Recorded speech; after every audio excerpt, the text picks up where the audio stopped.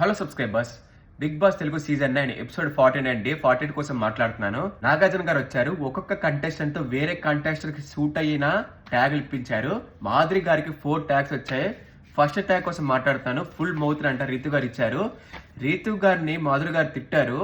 ఏమంటే నేను బయటకు వస్తే నేలకేసి తొక్కుతాను. అదే నాగార్జున గారు రెస్పాండ్ ఏమంటే, అమ్మ నీ దగ్గర డబ్బులు ఉన్నాయి, ఆ డబ్బులు నువ్వు టీం మెంబర్స్ కి అడిగి కదా పవన్ కి ఇవ్వాలి, ఏ మాట చెప్పకుండా నువ్వు పవన్ కి ఇచ్చావు కాబట్టి గారు కోపం పడ్డారు. అందుకే నేను నమ్మకూడదు, అయినా నేను నమ్మాను, నన్ను నమ్మక ద్రోహం చేశావు రీతు అని అన్నారు.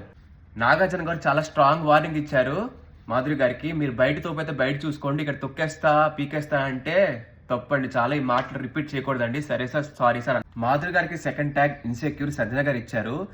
మాధురి గారు ఇంకా ఆ టాస్క్ మోడ్ లోనే ఉన్నారు. Mass Madhuri, Sanjana silence only task మాత్రమే. నిఖిల్ అండ్ రమ్య మా టీమ్ లో ఉన్నారని వాళ్ళతో మాట్లాడడం మానేశారు. చాలా ఫూలిష్ బిహేవియర్ చేశారు, అందుకే ఇన్సెక్యూర్ ట్యాగ్ ఇచ్చాను. Third tag fake bond Ramya ఇచ్చింది ఆ ట్యాగ్ మాధురి గారికి. స్టార్టింగ్ మాధురి గారి హౌస్కి వచ్చేటప్పుడు నేను ఎవరితో బాండింగ్స్ పెట్టుకొని అన్నారు, కానీ తనుజతో పెట్టుకుంది ఫేక్ బాండింగ్ అని అనిపిస్తుంది.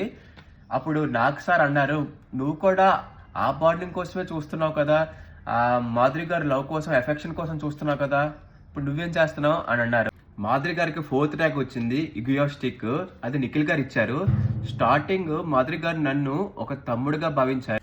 మళ్ళీ నిఖిల్ గారు నాగార్జున సార్తో అన్నారు, ఫస్ట్ నుంచి సంజన గారి టీంలో ఉన్నాను కాబట్టి సంజన గారి టీంలో ఉంటాను, సడన్ గా టీంలోకి వెళ్ళిపోతాను, వాళ్ళ టీంలోకి రాలేదని నన్ను కెప్టెన్సీ రేస్ నుంచి తీశారు. అప్పుడు మాధురి గారు అన్నారు, నాకు తనుజ కెప్టెన్ అవ్వాలని ఉంది, అందుకే నేను రేస్ నుంచి తీశాను అన్నారు. మాధురి గారు చేంజ్ చేసుకోవాల్సిన విషయం నోటు దొరుసండి, ఏది పడితే అది మాట్లాడేస్తున్నారు. మీ ఫ్యాన్స్ చాలా మంది చూస్తారు, అలాగే రియాలిటీ షో ఎన్నో మంది వీక్షిస్తారు మిమ్మల్ని, మీరు ఏది పడితే అది మాట్లాడకూడదు. రీతు గారిని నేను బయట ఉంటే నేలకేసి తొక్కుతాను అన్నారు. సాయి శ్రీనివాస్ని కూడా అలాగే తిట్టారు, నీకు బుద్ధి లేదనుకున్నాను, బుర్ర కూడా లేదని. మీరు మాట్లాడే మాటలు బట్టే మీరు అభిమానం సంపాదించుకుంటారు. మాట్లాడేటప్పుడు నోరు అదుపులో పెట్టుకోండి. ఇది నా అభిప్రాయం మాత్రమే. నా వీడియో నచ్చితే please like, share and subscribe.